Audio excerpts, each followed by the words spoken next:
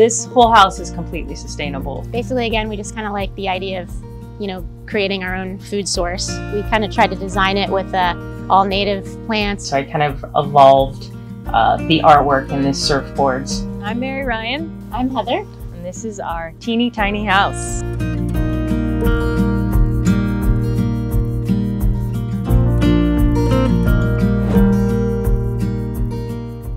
Welcome to the inside. This is our kitchen area, and we went with a herringbone countertop because it looks awesome amongst the trees that are outside. All of our scallop tiles, I took months to find exactly what we wanted here to kind of go with the beach theme, a little mermaid look kind of flair.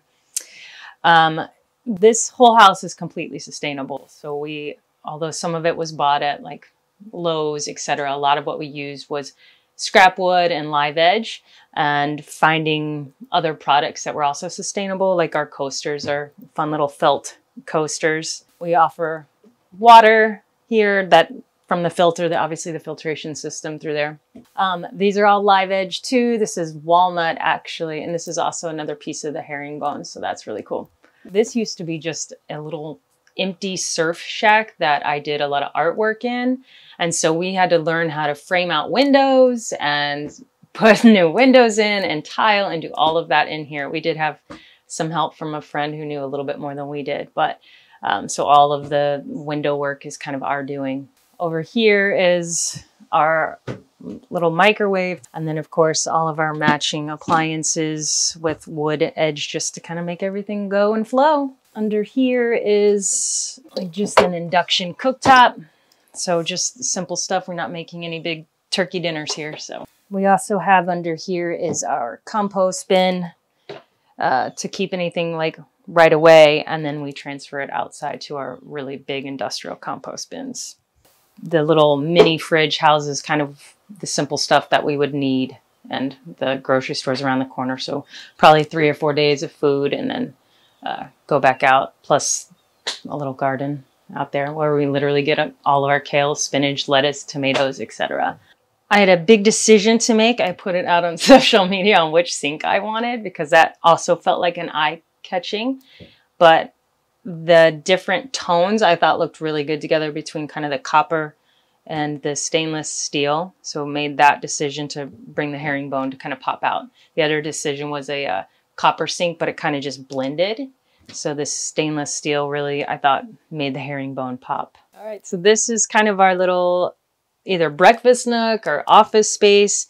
This is actually a little epoxy bar top that we made. There's cedar wood inside, and then poured the epoxy and did some drawings in it. Also to kind of keep with the theme, both of earth friendly with the turtles and kind of the beach theme as well. So that is the bar top. It also looks out into the backyard, which is the oasis and part of the appeal of all of this. The only kind of, because it's so small, the only thing we really have to do when we want to sit here is move the couch over like that. And then y'all can sit here.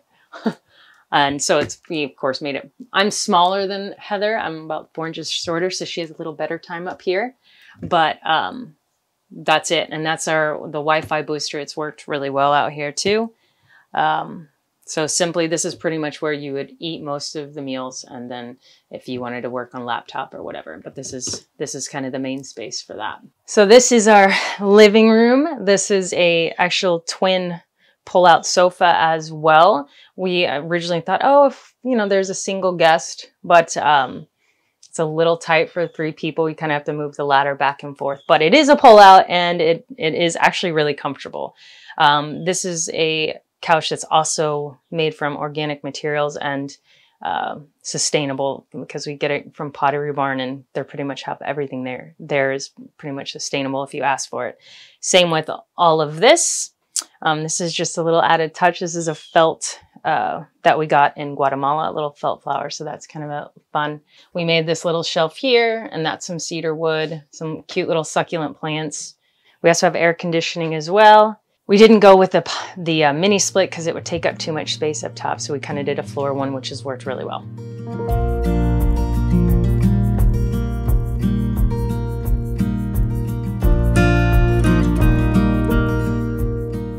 we use the house a lot for guests, and we do have some renters. We both come from a pretty large family too, and a lot of them are not local. So with kind of the housing crisis going on too, and how expensive things are, and even rentals too, we wanted to have a space that our extended family, I have more than 50 first cousins that I actually know and love and like. And so just a space that they could also come, and we wanted to share what we did, and we wanted to share our backyard. That was really a big part of it too. Just, we loved it so much, and we got such good feedback on that. We really wanted to be able to share a lot of our experience. Plus we have the schoolie, and so we didn't really need 2 tiny homes to live in, and we really wanted to keep kind of traveling with that and doing a little bit more adventure there. Plus we have 2 dogs. One of them's looking in the door trying to get in still. So we wanted to be able to travel with them. So we still plan on, you know, spending some time with that as well.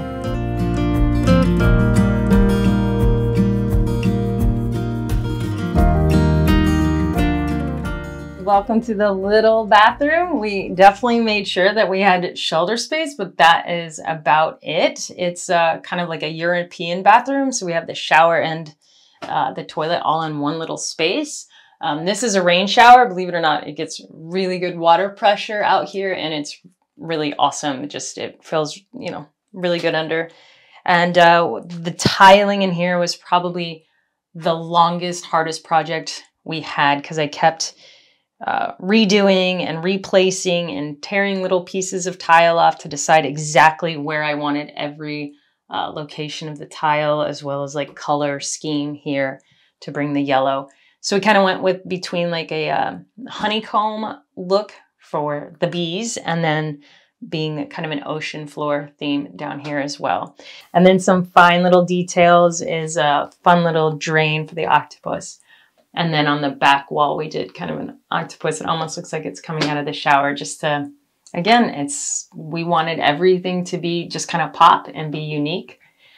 This is a composting toilet. I'm sure a lot of you have already seen the Nature's Head composting toilet, but that's the way we went. So we didn't have to do a big plumbing system out here.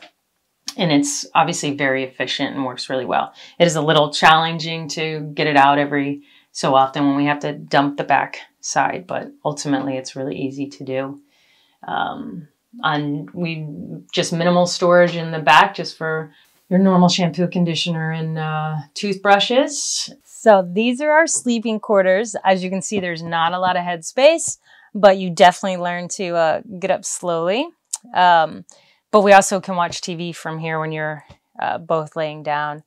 It's a super comfortable bed. Again, all sustainable and organic, from the mattress to the mattress topper, to the sheets, to the comforter, to the pillows.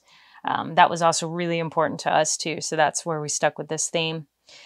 We weren't going to add these poles. That was kind of a last minute decision, but it felt kind of scary when you're up here that you could roll off. So we added that, plus kind of the handlebar on the way down. Okay, so this is the ladder, the library ladder that was really important that I wanted in the house.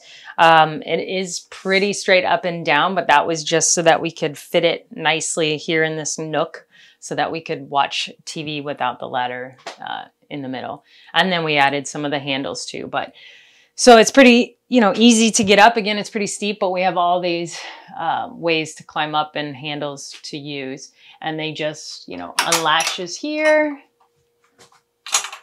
And you can just move it aside. And it just fits right there, just like that. And then you can sit on the couch and watch TV from there. So there's really not a whole lot else to that, other than, again, like the look of it. And that was a really big, important part. So.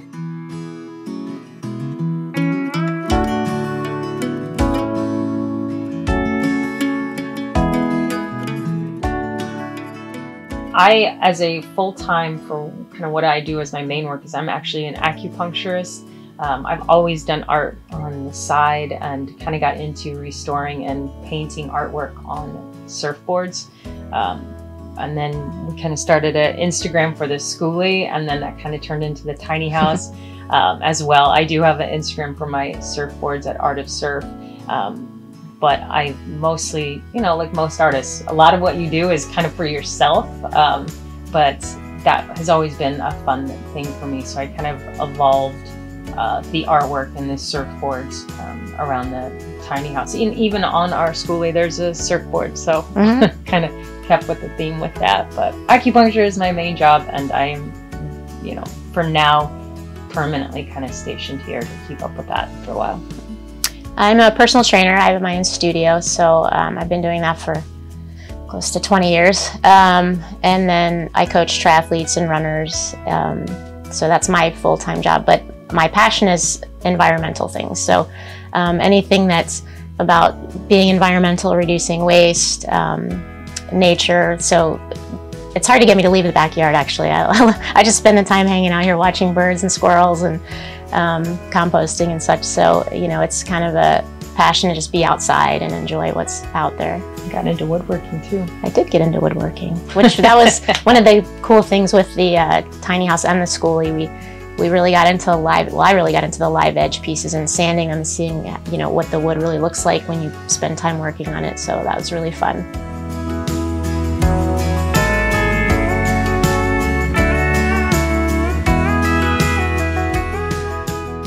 We are on the front porch of the Surf Shack, which is our tiny home. And pretty much we kind of tried to design it with all native plants to keep kind of an oasis paradise type feeling. So bougainvillea kind of growing up the pole. Also try to cover up the compost bins, but that's one of our whole things is sustainability, making sure that we can compost and not have a lot of waste with our house. We actually built 3 industrial size compost bins here, and they alternate. So this one is currently the one that we are filling. The far one on the end is the one that's active. So it's got a little blower system that blows air into the bottom of the bin, which aerates it and basically speeds up the composting process. And then we take the compost and we move it to the garden where we grow tomatoes, kale, broccoli, etc. So we kind of get to feed ourselves in the same time of reducing our footprint. All right, so we are on the side of the Surf Shack, and this is kind of just a nice sitting area. It's fantastic for bird watching. This tree actually we planted, it was about this big, and it kind of exceeded what we thought was going to happen. But the birds are coming in and out constantly. This is a table/fire pit for the winter. So again, you can sit in the shade and just sort of watch what's going on. It's quite busy. We realized we didn't really have any space for towel hanging inside the house. So we took a piece of live edge that we had, we sanded it down, coated it with an exotic wood sealer, and Mariryan had this idea to go with the octopus theme, which obviously surfboards and stuff. So these are all just hook hangers for bathing suits or towels or whatever. So just kind of a fun side note on the house. All right, so this is our somewhat tiny garden. This one has got blueberries and then dandelion greens for our little Humane Society rabbits over there. We've got some kale and broccoli and Brussels sprouts here. The tomatoes kind of on their last leg. And then back there, we're going to start growing black-eyed peas and maybe some more kale or something.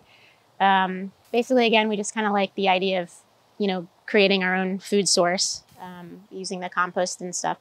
But this garden was a little small for what we wanted to grow, so we actually ended up putting a garden bed out in the front as well to kind of give us more options. And we have rain barrels over here, so we're harvesting the water from the roof so we can water the plants and, again, kind of reduce our footprint.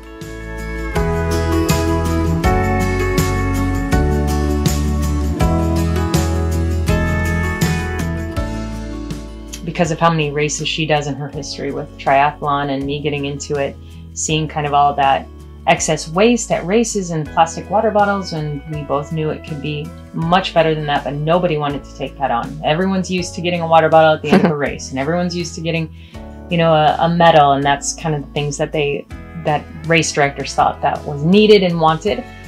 So we looked at each other and was like, okay, well, we've taken bigger things on, let's try a nonprofit now. So we formed a nonprofit called Enviro Racing and started to put on zero waste races. So we did one last year. We had it planned for 2020, but because of COVID. But last year we got it put on, sold out.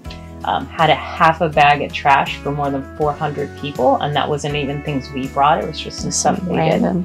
Yeah. So that was kind of the idea with building the big compost bins back here, was to do that and use palm leaf plates. When we have guests over, we never use paper plates. Palm leaf plates break down in that, bamboo forks, etc. So we have another race coming up September 18th in Venice, Florida as well, and we're hoping to get even a little bit bigger as the city allows for us to run down the streets. We're the only 5K in Venice, Florida, so down the downtown area. So we're really proud of kind of what we did, and proof that, you know, one person really can make a difference, two people can make an even bigger difference, and showing that was really, walking away from that was probably our that was a very high, proud moment for us. Yeah, it was a huge success, and you know, being able to show people that, you know, you can have a great race, a great time, and still not have a bunch of waste, and that's really what happened. So I think everyone's still excited and signing up for a race for this year.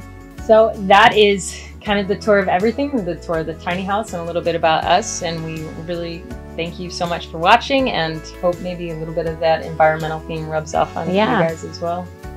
Thanks.